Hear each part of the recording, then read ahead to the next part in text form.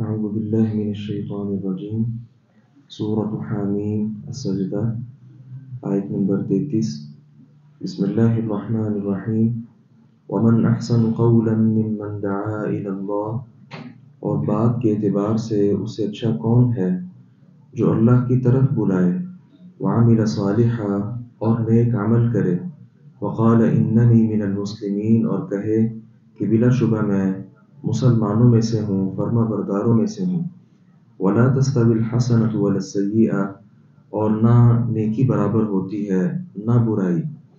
ادفع باللتی ہی احسن برائی کو اس طریقے کے ساتھ ہٹائیے جو سب سے اچھا ہو، فإذا الذی بینک وبینہ عداوہ کأنہ ولی حمیم، تو اچانک وہ شخص جو آپ کے درمیان اور اس کے درمیان دشمنی ہے ایسا ہو جائے گا جیسے وہ دلی دوست ہے۔ گزشتہ آیات میں ہم نے پڑھا تھا کہ اللہ رب العزت نے تذکرہ کیا کہ آدمی ایمان لا کر اس پر استقامت اختیار کرے تو فرشتوں کے نزول کا، دنیا اور آخرت میں اللہ تبارک و تعالیٰ کی دوستی اور کل قیامت کے دن وہ جنت کے داخلے کا حقدار ٹھہرتا ہے۔ اس آیت مبارکہ میں اس بات کا جو تقاضا ہے، فطری تقاضا، اس کا تذکرہ کیا گیا کہ سب سے اچھا انسان وہ ہے، سب سے اچھی بات کرنے والا انسان وہ ہوتا ہے جو اللہ کی طرف بلائے اور خود بھی اس پر عمل کرے، اور تیسرے نمبر پر ڈنکے کی چوٹ اپنے آپ کو مسلمان بھی ظاہر کرے۔ یہاں ایک بڑی زبردست بات اللہ رب العزت نے کی ہے کہ اس دعوت کو ہم نے اپنے پاس نہیں رکھنا، جس طرح گزشتہ آیات میں پڑھا کہ آدمی خود ایمان لائے اور اس پر استقامت اختیار کرے تو بے پناہ اس کو اجر ملتا ہے۔ تو اس آیت مبارکہ کی روشنی سے سمجھ آتی ہے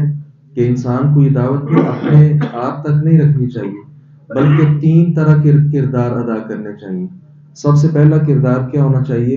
کہ وہ صرف اللہ کی طرف بلائے،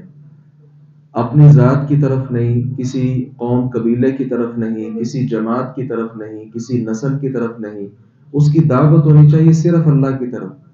جب بھی پکارے لوگوں کو اللہ کی طرف بلائے، اللہ کے ساتھ ان کا تعلق استوار کروائے۔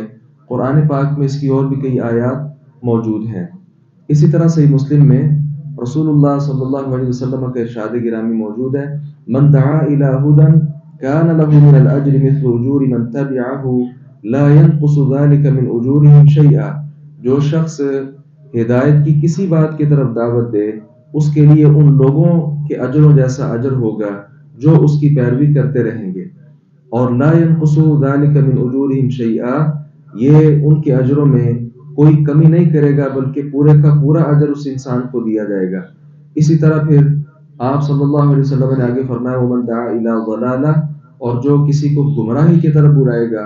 جس طرح گمراہ لوگ ہوتے جائیں گے اس کو گناہ ملے گا، اور ان سب کی گمراہی کا جو سامان ہے وہ بھی اس کے کھاتے کے اندر ڈال دیا جائے گا۔ لہذا انسان کو چاہیے کہ وہ ایک اللہ رب العزت کی طرف دعوت دے، اور دوسری بات یہ ہے کہ وہ خود بھی اس پر عمل کرے، اور عمل بھی خالص ہو، کتاب و سنت کے بالکل مطابق ہو، اور بغیر کسی ریاکاری کے کیا جائے، صرف اللہ کو راضی کرنے کے لیے کیا جائے۔ اور تیسری بات یہاں جو بہت اہم ہے وہ کیا ہے کہ اپنے آپ کو بجائے اس کے کہ وہ کہے کہ میں یہودی ہوں، نصرانی ہوں، ہندو ہوں یا سکھ ہوں یا کمیونسٹ ہوں یا ڈیموکریٹ ہوں یا اس کے علاوہ کوئی اور لبرل ہوں، نہیں، بلکہ ڈنکے کی چوٹ کہے کہ بھائی میں مسلمان ہوں اور فرما بردار ہوں، اللہ رب العزت کی جو جماعت ہے اہل اسلام اس کے اندر میرا شمار ہے، اس کے ساتھ میرا تعلق، اور کسی قسم کی وہ مداہنت کا شکار نہ ہو اور کسی طرح کی ملامت میں وہ نہ آئے، بلکہ علی اعلان کہے کہ میں مسلمان ہوں۔ اور اس کے بعد ظاہر ہے جب آدمی دعوت کا کام کرے گا،